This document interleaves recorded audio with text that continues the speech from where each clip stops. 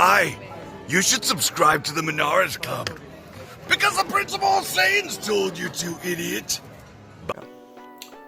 What's good, guys? Got another deck profile for you today. I'm going to be going over my set 1 Frieza leader deck. This is a deck I really enjoy playing. It's got a ton of options. It has a lot of play to it. You can go aggro with it. You can go mid-range with it. There's just you can play hand control with it. It's just awesome. So, without further ado, so this guy is from set 1. This is the oldest set in the game, obviously.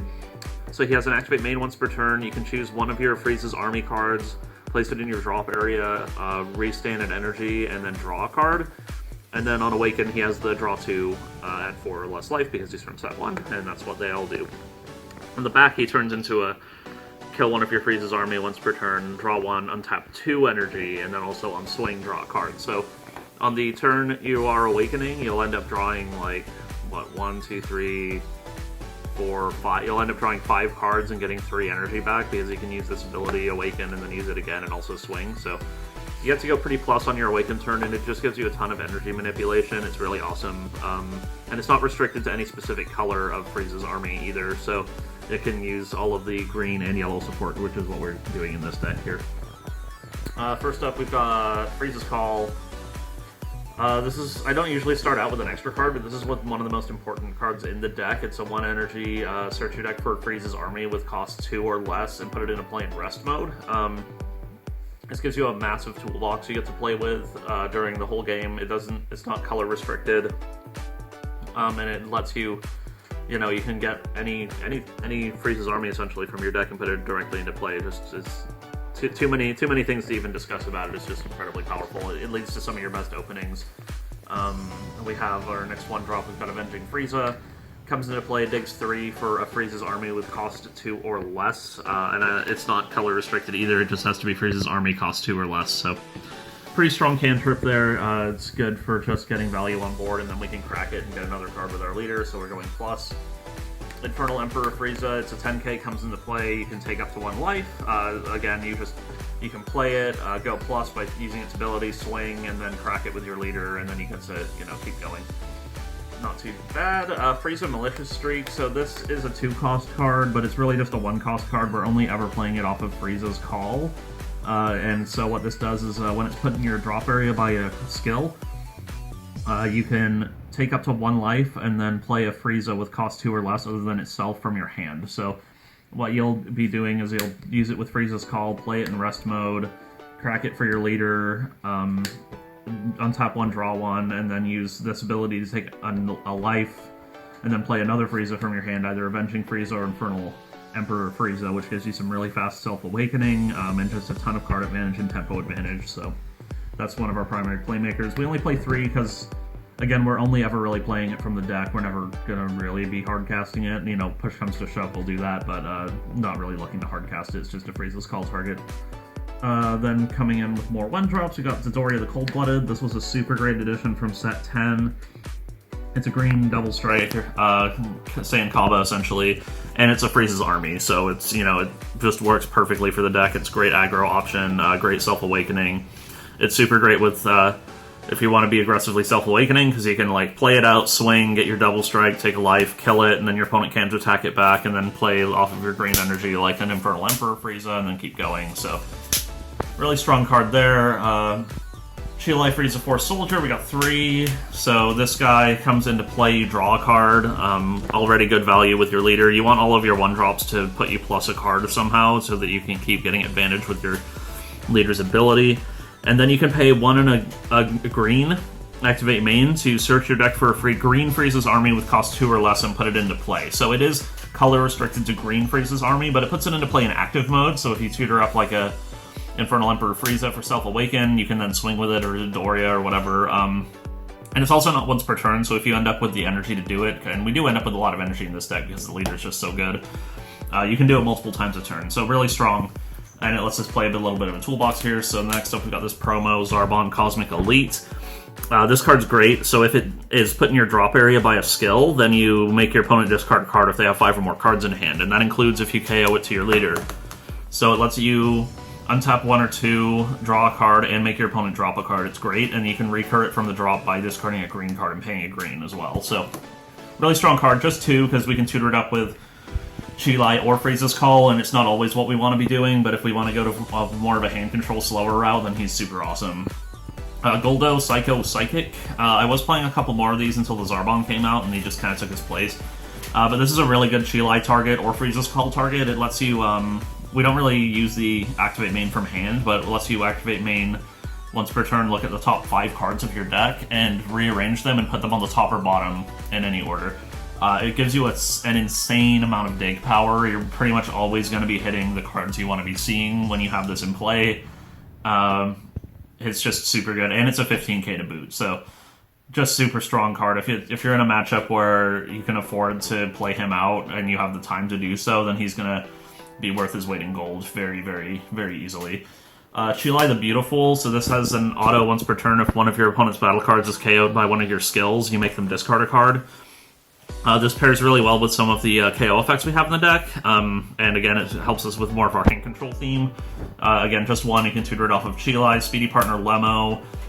This is a 2-cost auto. When it comes into play, if you have a Chilai, you'll make your opponent discard 1, so you'll play it off of this Chilai, and you can basically turn this Chilai into pay 2, make your opponent discard a card, and put a 15k into play. Really strong option, just as like an energy sink later in the game, where if you've just been chipping away at your opponent's hand, and you know you're going to get a really good card off of it, you can just put Lemo into play. Really good. Frieza, Spiteful Strike. So this guy comes into play and negates one of your opponent's battle cards with cost 6 or less. It negates its skills for the turn. So just a couple as a toolbox option to pull off of your Frieza's Call. You can't do it off Chilai, but Frieza's Call. And it helps you get rid of all those really hard to remove battle cards like the, Black Majin Buu from the Buu deck, or, anything really annoying like that. So, nice little utility card to have. Got a couple of Broly Paralyzing Presence. This guy is okay. He's not the best. He's really good against, like, Shadow Dragons because he stops them from restanding, but we're mostly here as an extra yellow Frieza's Army card, and he also has really good synergy with Successor. We have a couple of Successor cards in the deck, so he comes into play as a 2, and then he's a 4 on board, so it works really well with Successor. Broly All Out Assault. So this guy is Frieza's Army, so you can KO him to your leader, so that's really important to know. And he's just super awesome utility. We're really good at leaving energy up on our opponent's turn on our Awakened side because we get to untap 2. And then this guy's super good to drop on our opponent's turn to, rest mode a battle card or an energy or, whatever, and get their aggression off of us and drop a 25k into play at the same time. Super good card. And the fact that it's Frieza's Army is just gravy. A couple of Cell Devour of the Masses. So this guy, again, it helps add to our hand control theme. It's our main combo we have with Chilai the Beautiful, so you'll KO one of their battle cards and make them discard 2 if you have this in play. Pretty strong. You can set up the Arrival off of, or the Successor rather, off of this Broly, or sometimes you can just spam the board. You'll also make them discard a card if they have 5 or more in hand and you kill the Zarbon off of it, because it is killing it to a skill. The Successor counts for that, so also good to know. It gives you some really strong hand control and board control options. It also kills something ignoring barrier, which is super important, against like Invoker and stuff like that, so really nice card. Got a couple of Bardock Raiders Warcry. Only playing 3 because the deck can clunk a little bit between like all these multicolor cards, and we also have a bunch of extra cards, so we don't want to have too many.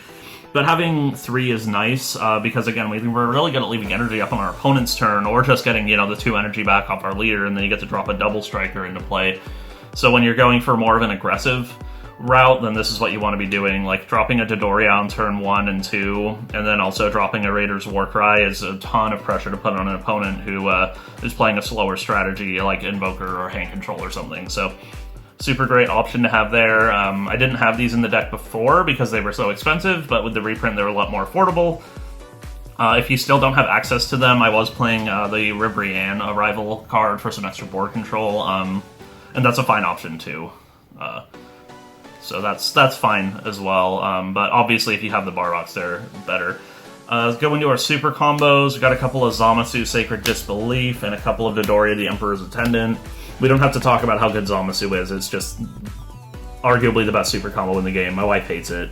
If you're playing yellow, you're usually going to be playing this as long as you don't have any deck building restrictions that prevent you from doing it. But we are splitting it with this Dory from set 1, which is OG super combo. It doesn't even have the super combo keyword printed on it. It got errated onto it when they decided to make that a thing. But it's a 2 or less Frieza's army, so you can grab it off of your Avenging Frieza, so it helps increase your hits for that. Worst case scenario, you could also get it off of Frieza's Call, I guess, but that doesn't really come up. But yeah, just having it as a 2 durable target is too important, so I have that split there. And then we're just getting down to the nitty-gritty. We've got 2 Time Magics and 2 Flying Nimbus. This just helps keep aggro off your back. I like this split in yellow decks. 2 and 2 feels good for the main deck, and then you can kind of side into whatever else. And then we have Cold Bloodlust. It's Cold Bloodlust. You're playing a Frieza's Army Leader with yellow, you're playing Cold Bloodlust. But yeah, that's the deck. It's, I was about to say it's really straightforward, but it's not. It has a lot of play to it. There's a ton of different things you can do with it. Again, you can go aggro, you can go mid-range, you can go control. It just really depends on the matchup. So it gives you it gives the pilot a ton of options, which is what I really like. And it's just a ton of value on board. So I definitely recommend trying it out. It's also really cheap to make. I took the taking these out, it makes it, like, I think it's like less than $50 to put the whole rest of the deck together. I guess it's without the Zarbons too, but again, these are kind of fluff too. I just happen to have them, so I put them in, but you can add like more Lemos or Goldos, like I said. But yeah, that's the deck. If you have any questions, comments, hit us up in the comment section below. Hope you enjoyed the profile, and make sure you subscribe to the channel, and I'll see you in the next video. Bye.